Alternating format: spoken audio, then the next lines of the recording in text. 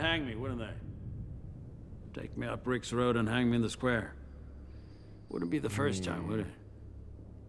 Oh. Is that where they hung your father? Sore subject. Yeah, I was gonna say he's provoking him so much in this scene. Those Skarsgårds, they're just bastards, but they're so handsome. So do you think the Starpath unit could have been like a test? Like, does he really want that Starbucks unit? No, I think it's literally like he was looking for Andor. Andor is the commodity. Because remember, like, I think like when he tells Bix, your guy wants to meet me, to me, that is the clear indication that like Stellan Skarsgård has been scouting him like a major league scout pointing that radar gun at Cassian Andor, and he knows way more about Andor than Andor knows that he knows. You know what it is Luthen is Willy Wonka. He hid golden tickets throughout the galaxy to find someone to take over the rebellion for him. And now Andor's got the golden tickets. It's yours, Charlie, all of it. Andor, you know what happened to the rebel who got everything he always wanted? He lived happily ever after until the Death Star nuked him. But for a moment there, he gets he was really blissful happiness. I guess he does ride up in an elevator at one point in Rogue One, doesn't he? He does. That's a Wonkavator up that Scarif control antenna. Oh my God. Somebody get out there and make the fan art for us, please. Sideways.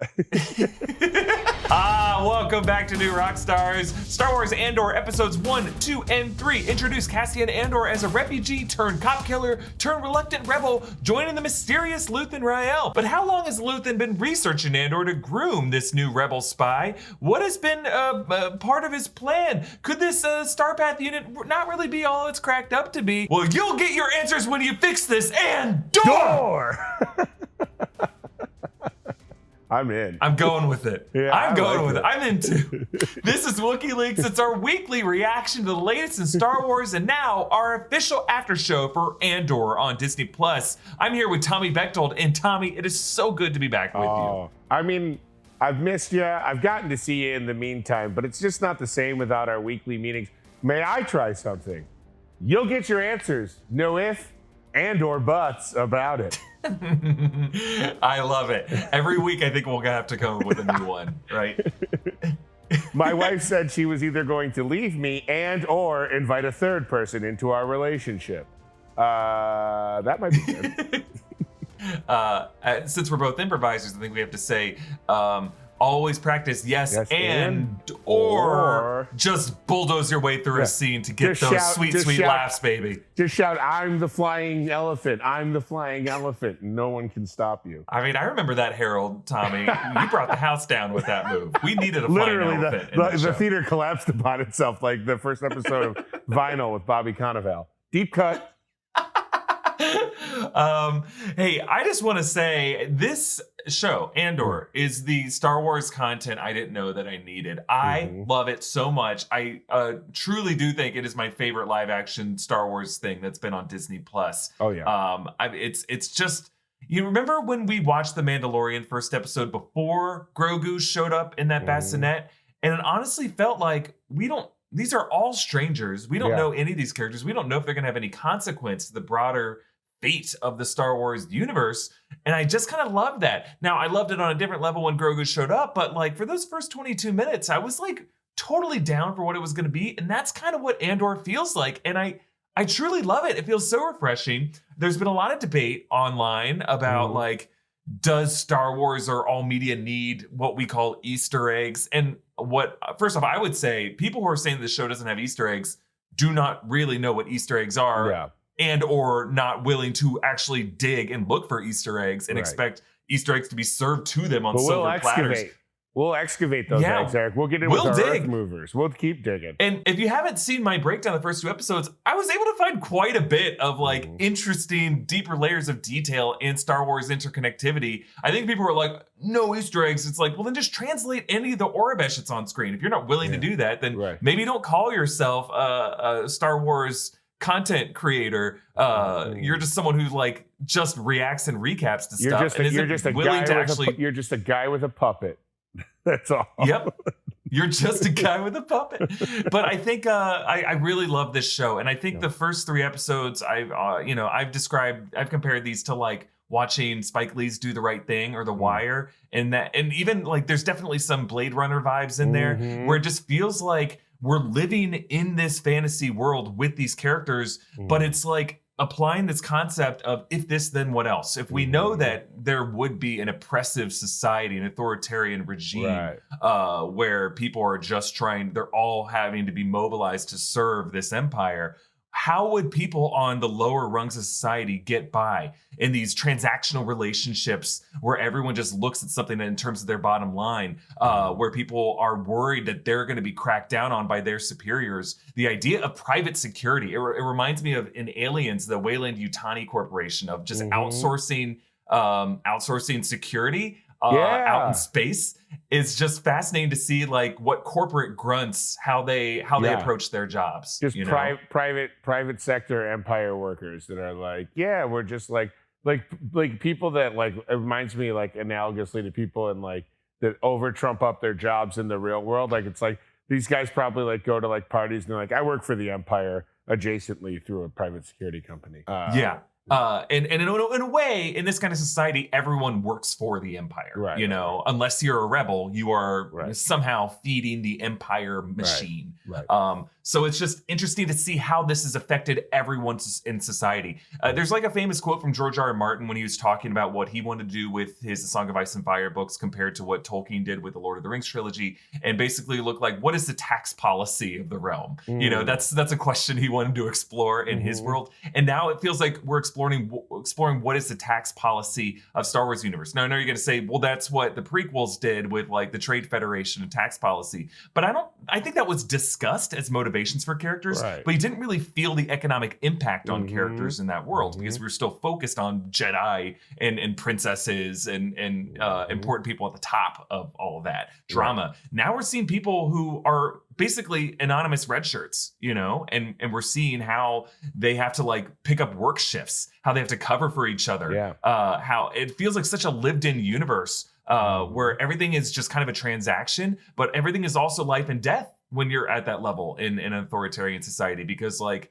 you know, this idea of like the city goes to sleep early, and so you have to have an alibi squared away because like your every movement can be tracked. But what's interesting is it's not always tracked. Like this private security, it's like they have to like bully each other into looking at the flight logs. And he's like, it's gonna take me all night to do that. It's the same as any company. You got a few people that are like barely do their job. And when you barely do your job, then what's expected versus what's delivered are two very different things, you know? Like this is like the first Star Wars show where it's really seemed like people are actually lazy at their jobs, like in an actual realistic level of laziness. We've seen lazy stormtroopers before, but we kind of like scoff at that because it's like, why wouldn't you be a bit more gung-ho and more of like a Rambo type? Why you wouldn't be so sleepy on the watch? Whereas this, it's like, no, these are the types of jobs where people would be kind of like lazy and petty and annoyed, you know? And I love that.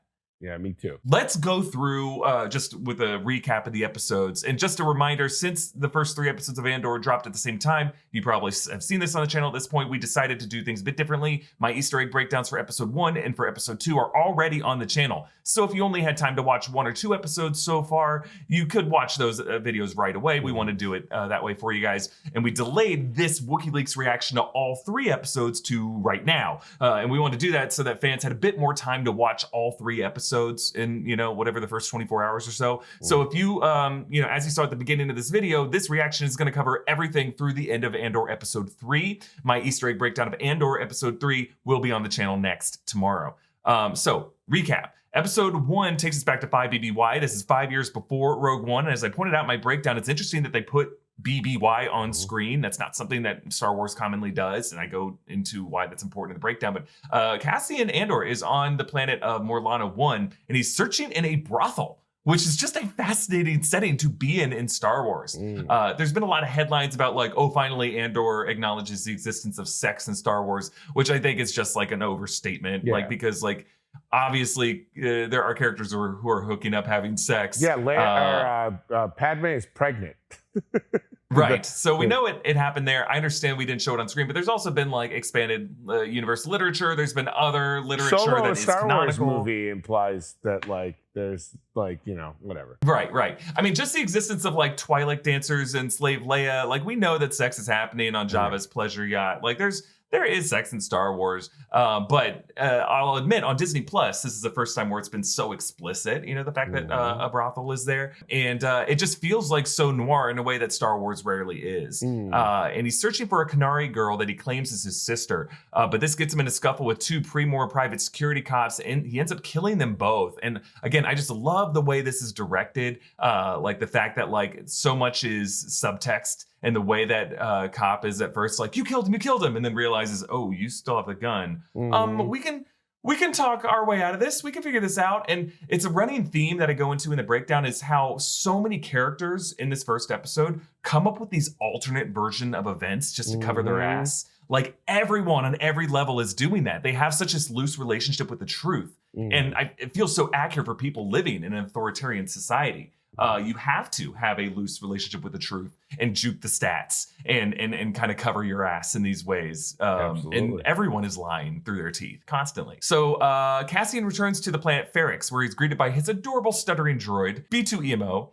The fact that the droid has to like recharge in order to lie is such a fun world detail. Yes. I love it so much. B2EMO has my heart already. Dear God, release the merchandise. I need them. This large, huge Roomba. Like I want that merchandise because it's so hard to own as a toy. It's gonna take up so much space in your room. It's gonna make a huge mess. I might just make a shop vac into a B2MO facsimile. Yep. So we learned from flashback dreams that Cassian used to be named Casa and was part of an all-youth tribe of kids on Kenari. And they speak this unsubtitled language, which I think is so fascinating. We don't need to know what they're saying. We can kind of get it from context, but it creates this like emotional distance between us. Like we're watching like a documentary of these kids. Like a photojournalist was embedded with these kids and he's like, I don't know what they're saying, but here's how they operate. Like it was just so cool. And he leaves behind the sister figure as the kids go on to check out a crash site. But back on Ferrix, we just get a feel for the town, all the blue collar community vibes, how they break down Republic era ships for scraps to repurpose for an Imperial fleet. Cassian asks his friend Brasso to form an alibi. Deputy Inspector Cyril Karn tries to dig into the murders, but is told by his superior to brush it under the rug to avoid an Imperial crackdown. Cassian asks Bix to call her contact so he can sell off a valuable Imperial Starpath unit. Karn goes rogue, bullies his subordinates into tracking down the suspect, and releases essentially an APB on a Kenari male. And on episode 2, that widens our look at the work down on Ferrix, including this badass time grappler and a bell tower. And I pointed out in the breakdown that this actor is one of the starter car guys in Dune. Who talks like this and speaks another language. He's such an amazing physical actor. And I just love how committed he is with this bell that he's ringing. Cassian's stepmom is Marva Andor. So his name was not originally Andor. He got it from Marva. And she's worried that people will know now that he's from Kenari. Bix's boyfriend Tim gets jealous of Bix's friendship with Cassian and snitches on Cassian to Pre-Mor security. Karn teams up with my favorite character from these first 3 episodes, Linus Mosk.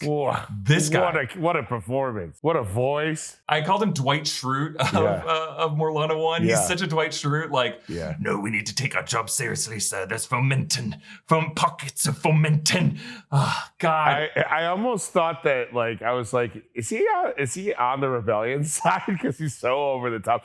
He's so intense. We need more men like you, sir. You're doing it the best, sir. I wish we could all do it like you, sir. I'm on your side completely, sir. Pew, pew, pew, pew, pew, pew, pew. But doesn't it make sense that people in Pre-Mor security, private security, would have a guy like this? Oh, yeah. Like, kind of like a volunteer sheriff, essentially, who's like so gung-ho. It's the guy that runs security at like a local like carnival that like deputizes himself. Like he's like, you know what? Yeah. I'm going to take this job way too seriously. I'm going to bring like pepper spray, 6 flashlights, and like put like a squirt gun in a gun holster and walk around like this all day. It's that guy. He's a major community watch volunteer vibes from this guy. A lot of care, big Karen vibes. Perfect casting, and like he's older too, which is great because he's a guy who's like missed opportunities in the past and has just got all this like old school, grandfathered in, Yeah. institutional knowledge, like made no friends after on the force for 20 years. Real piece of work. And he's played by the actor from Chernobyl. A lot of Chernobyl actors, including obviously Stellan Skarsgård, but he's played by the guy who plays the coal miner who they make us go dig the trench underneath Chernobyl, and he strips down naked. And he also is in The Batman. He plays Commissioner Pete Savage in The Batman. Such a great actor. I love that he's having a moment in 2022. So they lead this raid to Ferrix, and then Bix's contact, Luthen Rael, makes his way to Ferrix to meet Cassian. And the Kenari flashbacks, Cassian sees this abandoned mining pit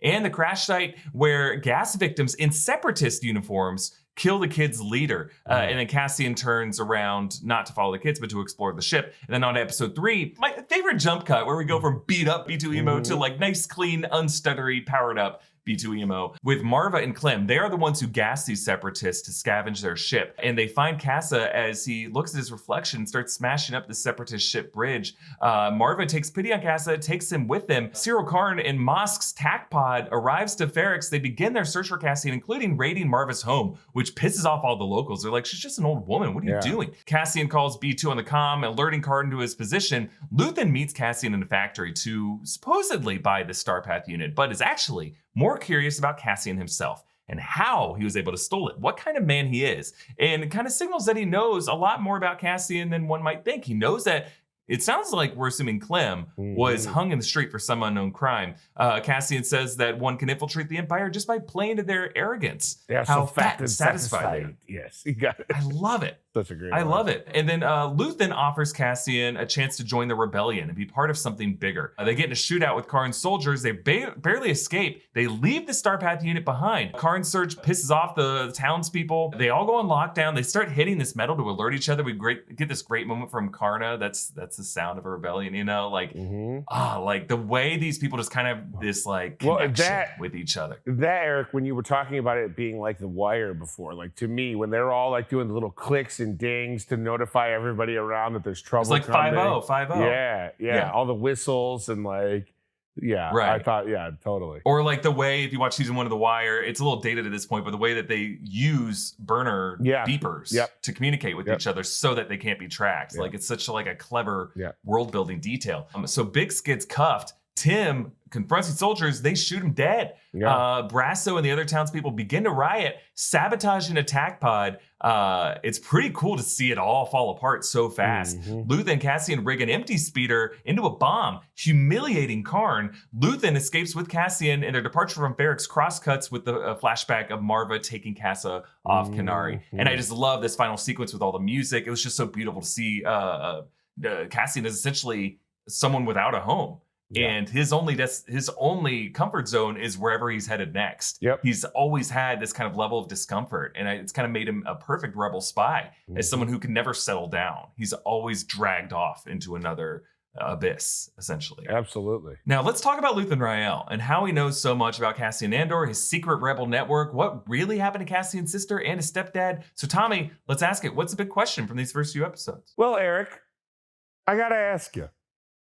What is Luthen's plan, Dor? We're gonna make it work. Just a reminder to everyone of like where things are currently in Star Wars. We're in 5 BBY. The rebellion is still kind of in its infancy. There is some stuff going on, but things aren't really organized yet.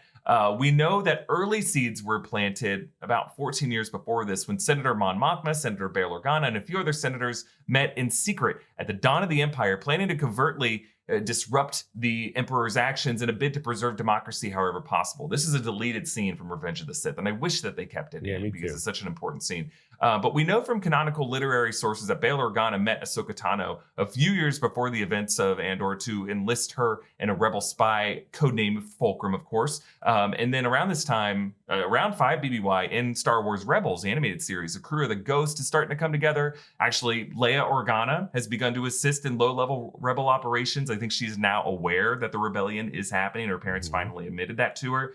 Now, we know from trailer footage that Luthen Rael has some relationship with Mon Mothma. He wears a different disguise as he works in an antique shop on Coruscant. And we know that he has a relationship with Saw Gerrera and the Partisans, because we know from trailer footage they meet up at some point. So when Bix contacts Luthen using that Morse code-like device in episode 1, I think he was actually expecting her call. we know our man has done his homework, Yeah. and he knew that Cassian's stepfather, and I'm guessing that's Clem, that was Marva's partner. He must have been the one who was hung in the street for some crime, and that touches a nerve with Cassian. But I'm most curious about that Imperial Starpath unit because it's supposedly extremely valuable. So much that Bix gets upset with Cassian that he was holding out on her. It should not have been this easy to find if it's this valuable. Even for someone just kind of strolling in like they own the place to whatever Imperial Center where he got it from. Luthen doesn't seem that interested in it, even though Cassian says it can be used to find every Imperial site within 9 radial parsecs. Luthen is willing to leave it behind, and he's more curious how Cassian got it. He's more interested in the person who stole it than the object itself. Cassian's methods, where the Empire is weak, the trouble spots, and where people he has on the inside might have been exposed. Because I think the Imperial Starpath unit leak was a test. Tommy and I were joking about it being like a golden ticket that Willy Wonka snuck in throughout for people to find. I think there might be some truth to that. I think Luthen has a mole inside the Empire who leaked the Starpath unit with data that Luthen might already know. That's why he was willing to leave it behind. I think this was a test to see whether a criminal like Cassian could be skilled enough to steal it. And whoever reports back to Luthen saying that they found this golden ticket passes that preliminary test. And now Luthen is curious what methods Cassian used because he's part of a very discreet and carefully orchestrated plan to recruit people. It's hard to recruit people for rebellion because you don't know who you're talking to. Right. So you have to have people who come to you essentially and start to steal stuff. And how do you do that? You have someone on the inside leak this stuff for them to find.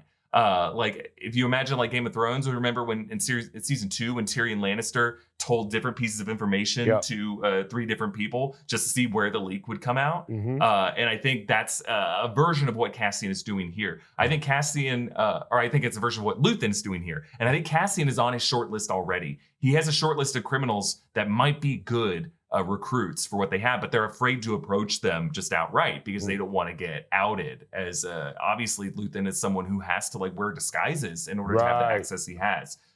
So I think he has put Cassian on his short list ever since Clem's execution. I think in that moment they're like, wait, so there was this adopted son there and they're criminals still? Okay. All right, just put him on the list. Yeah. Well, we'll see if he finds his way back to us. Yeah. And just so that everyone knows, this series doesn't seem that big on Easter eggs or cameos. I doubt we'll see Ahsoka Tano show up as another one of Luthen's operatives. Maybe names like Fulcrum or Captain Syndulla or the Ghost might get referenced in a small way. But I think one thing is for sure that Luthen knows a lot more than we thought. And I think that this Imperial Starpath unit is a total red herring. Really, the more valuable thing was a new operative, and they had to be very careful about how they recruited them. Yeah. What do you think, Tommy? I agree. I think, as you know, Eric, I am your Padawan and you are my master. But or maybe I'm your Sith apprentice. But either way, I was about halfway to where you got.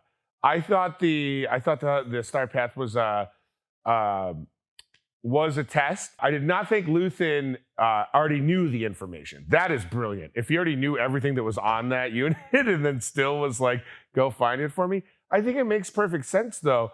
Because I mean, the entire, most of the time of that we see the rebellion on screen, they are the underdogs. They don't have the technology. They don't have the gear. What they have are the people. They have the people that are willing to go farther, are willing to sacrifice it all, are willing to risk it all for the cause. That is what makes it a rebellion and not an empire, right? An empire is stocked up. It's the Yankees. They got Aaron Judge. They got all, I'm going to lose all our fans with that. It's a good sports team with a lot of superstars.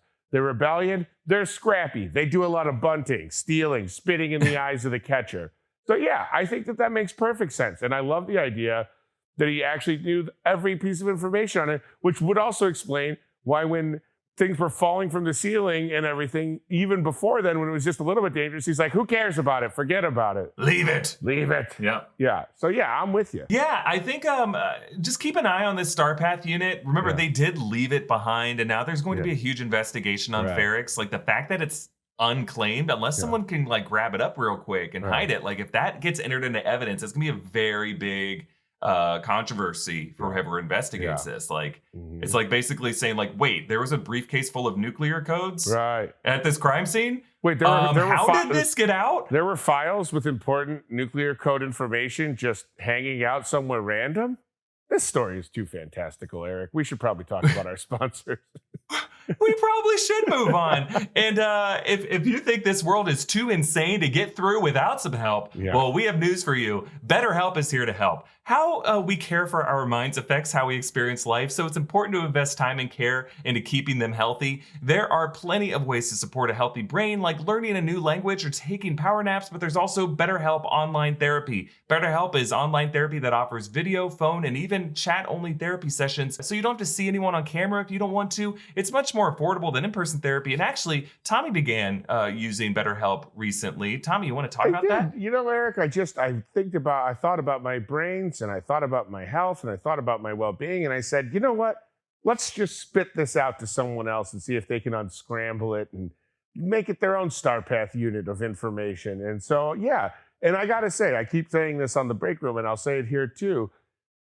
I am not necessarily the most motivated or functional person when it comes to taking care of yourself. This was so easy to sign up for, so quick the turnaround. You know, once I entered in just a few bits of information about myself, you know, you can go as personal, or, you know, you can be vague if you're not yet comfortable sharing as you like. They'll match you up with someone that is a good fit. And my fit was great. I'm still working with her. She's wonderful. It's been a great experience. And for someone like me that really needs a little push and not necessarily is going to do the heavy lifting, especially when it comes to therapy, to you know, make sure that it's perfect. BetterHelp, I could not speak more highly of it.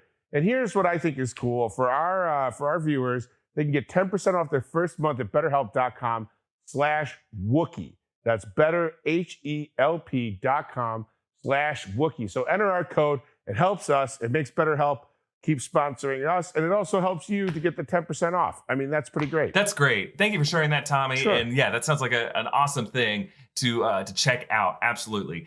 All right, let's get back to talking about this episode. Yes. A mystery that gets introduced in episode 1 and not really explored in episode 2 or 3 that much is this idea of Cassian's sister, or at least like the younger female companion that he considers his sister, whom we see in the flashback in episode 1. He's looking for her in this brothel in Kenari in episode 2. What do you think's the story there, Tommy? What happened to this sister?